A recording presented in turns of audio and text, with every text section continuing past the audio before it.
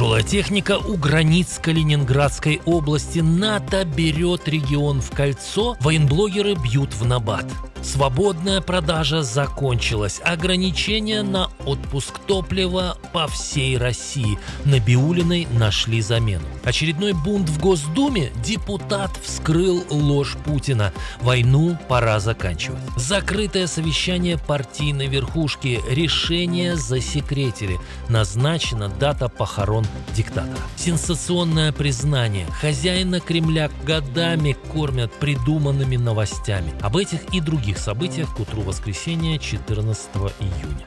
Доброе воскресное утро. Спасибо, что начинаете день вместе с нашей командой. Это правильный выбор. В студии для вас работает Олесь Корниенко. Мы начинаем. Пока Крым благодаря ударам по мостам превращается в остров, вся Россия стремительно превращается в Крым. Тут тоже разрастается топливный кризис, причем как снежный ком. Сведения о введении ограничений поступают из всех уголков страны, от Ростова до Архангельска, от Хабаровска до Санкт-Петербурга и Москвы. Я, конечно, очень позитивный парень, но это питерский газ, и везде одно и то же. Очереди.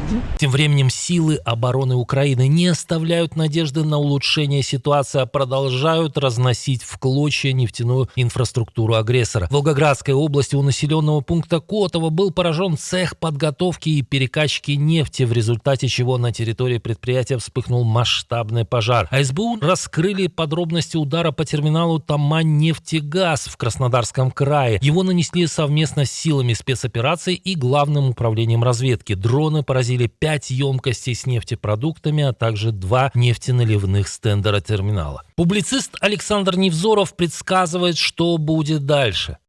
Путин может увеличить армию, провести мобилизацию, всех пересажать, расстрелять и все завалить трупами. Но кровь не залить в бензобак. Ограничение в 20 литров – это пока. Не будет и этого. Не будет авиаперелетов, автоперевозок, посевов. Будут только разорения, нищета, запредельные цены на продукты.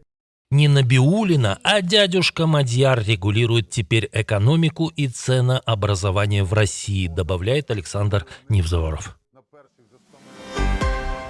Тревога в столице страны-члена НАТО. Жители Вильнюса получили уведомление о воздушной опасности. Литовские военные призвали людей сохранять спокойствие, укрыться в безопасном месте и сообщать о любых подозрительных объектах в воздухе. Однако уже через 20 минут тревогу отменили. Власти заявили, что угрозы больше нет. Подобное происходит уже не впервые. В мае литовцев также предупредили о воздушной опасности после обнаружения беспилотника на территории Беларуси, недалеко от границы. Тогда в убежище пришлось спускаться даже депутатам Сейма, членам правительства и президенту страны.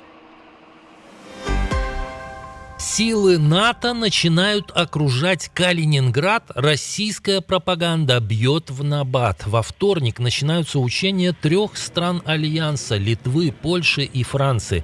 Они называются «Дельный Дик», что в переводе означает «удалой кабан», и пройдут в районе Сувалкского коридора. Речь идет о стратегическом участке между Калининградской областью и Белоруссией. Именно через него проходит единственный сухопутный маршрут, который связывает российский эксклав с союзником в случае кризиса. Во время маневров военные будут отрабатывать переброску резервов, контроль коммуникаций и действия в приграничной зоне. Известный российский телеграм-канал «Два майора» насчитал в регионе десятки тысяч военнослужащих Польши, Литвы, Германии и США с танками, артиллерией и системами «Хаймарс». Указанная концентрация сил и проводимые учения создают условия для быстрого захвата контроля над Сувалкским коридором и последующей изоляции российского эксклава. Но пока это только учения. Заметка в этом связанном с Минобороны России канале вышла под символичным названием «Учебное окружение Калининграда».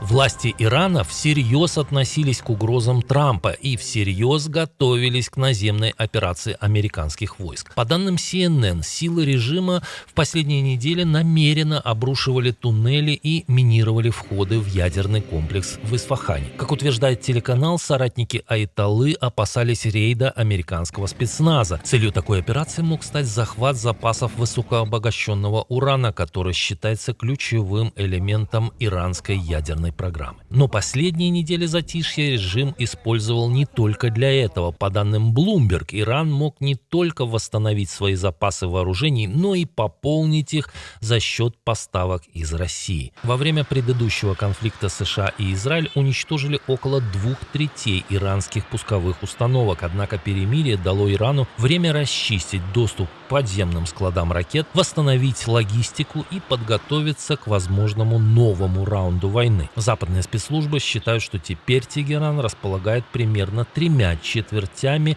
своего довоенного ракетного арсенала. Наши войска удерживают стратегическое преимущество, уверенно идут вперед, и никакие обстрелы и беспилотные удары эту ситуацию уже не поменяют. Движение идет по всем направлениям. Владимир Путин в очередной раз повторил свои победные мантры, но даже самые верные сторонники войны публично все чаще начинают оспаривать эти утверждения хозяина Кремля. И сегодня их сотни, завтра их будет тысячи этих беспилотников, а послезавтра их будет сотни тысяч. Поэтому наше продвижение, как вы заметили, оно замедлилось, конечно. Известный защитник датских черепах, депутат Госдумы Журавлев признал, что электорат устал от войны. Такая точка зрения существует. Она в обществе, в общем-то, не отторгается. Давайте уж хоть как-то, закончим. И она, больше того, на мой взгляд, она превалирует сейчас. Но не менее опасно, что такие разговоры ведут не только обычные российские избиратели, но и, по признанию думца, очень серьезные люди. Интересно, когда эти серьезные люди решат все это закончить без Путина. Ура! Ура! Ура! Решение высшего госоргана засекретили или он не собирался вообще? Государственные СМИ Китайской Народной Республики так и не опубликовали отчет о майском заседании Политбюро Коммунистической партии. Обычно такие встречи проходят в конце каждого месяца, а агентство Синьхуа, газета Жеминь-Жибао и государственное телевидение публикуют краткое изложение решений и приоритетов власти. На этот раз официального релиза не появилось. Отсутствие публикации сразу вызвало волну слухов и предположений. Наблюдатели задаются вопросами, состоялось ли заседание вообще, какие темы на нем обсуждались и почему руководство страны решило сохранить все в тайне. Особый интерес вызывает тот факт, что подобные отчеты часто содержат намеки на кадровые перестановки в высшем руководстве Китая, а значит, необычная тишина может оказаться не менее важной, чем любое официальное заявление. В последние годы репрессии, запущенные Си Цзиньпином, сильно проредили верхушку армии, ударили по чиновникам и даже по академикам. Может, теперь дошла очередь и до высших вождей партии. Аятолла Хаминеи появится на публике, но речь не о Мадштабе, который несколько месяцев скрывается ото всех, а о его отце. Да-да, Али Хаминеи до сих пор не похоронен. Власти только сейчас, спустя несколько месяцев после смерти, объявили дату его погребения. По данным агентства ИРНА, прощальные церемонии начнутся 4 июля в Тегеране. Затем траурные процессии состоятся в священном для шиитов городе Кум. Окончательно Хаминеи похоронят 9 июля в Мешхеде, его родном городе. Местом захоронения станет мавзолей имама Резы, одна из главных святынь шиитского мира. Судя по масштабу мероприятий, иранские власти намерены превратить похороны в крупную политическую и религиозную демонстрацию. Хаминеи стал верховным лидером в 1989-м после смерти лидера исламской революции Аятоллы Хомейни и руководил режимом почти 37 лет. Он был ликвидирован в феврале в результате удара израильской авиации. Власти объявили тогда 40-дневный траур, но иранцы откровенно радовались смерти кровавого тирана.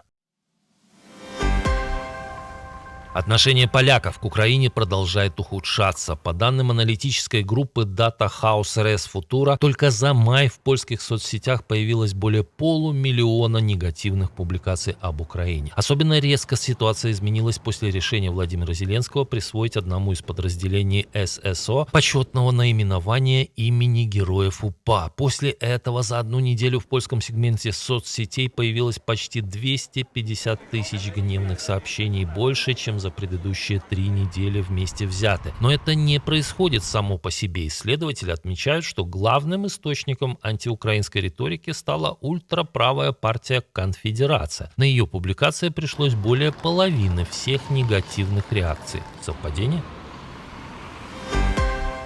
Украина и Молдова сделали еще один шаг по пути евроинтеграции. Уже завтра ЕС официально запускает первый этап переговоров о вступлении 2 стран в Союз. Решение поддержали все 27 государств-членов. Последним добро дал новый премьер Венгрии. Украина официально включила положение венгерско-украинского двустороннего соглашения в свой план действий в отношении меньшинств, подготовленный в рамках процесса вступления в ЕС. Поэтому Венгрия смогла внести свой вклад в открытие первого блока переговоров.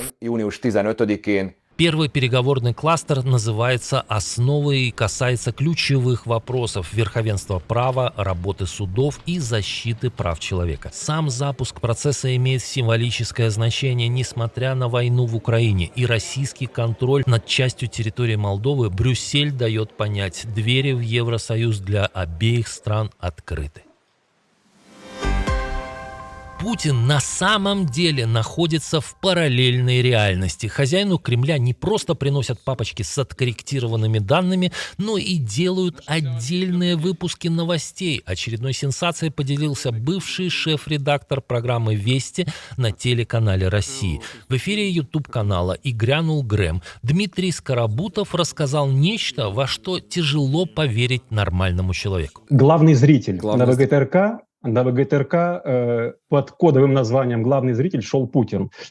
Это было так, допустим, в 20 часов в эфир шел обычный выпуск «Вестей», после чего выпускающая бригада оставалась. Ну, у нас были, соответственно, указания, да, какие новости оставить в этом выпуске, какие добавить, где что приукрасить, где что убрать, чтобы Путину потом показали идеальную картинку прекрасной России настоящего. Когда-то Путин обещал, что Россия догонит Португалию по величине ВВП, но получилось только превратить Россию в Португалию времен диктатора Салазара. Когда тот заболел, ему печатали отдельный номер газеты с хорошими новостями. Правда, длилось это недолго, так как старый фашист довольно скоро умер. Спасибо, что досмотрели до конца. Приглашаю на вечерний выпуск.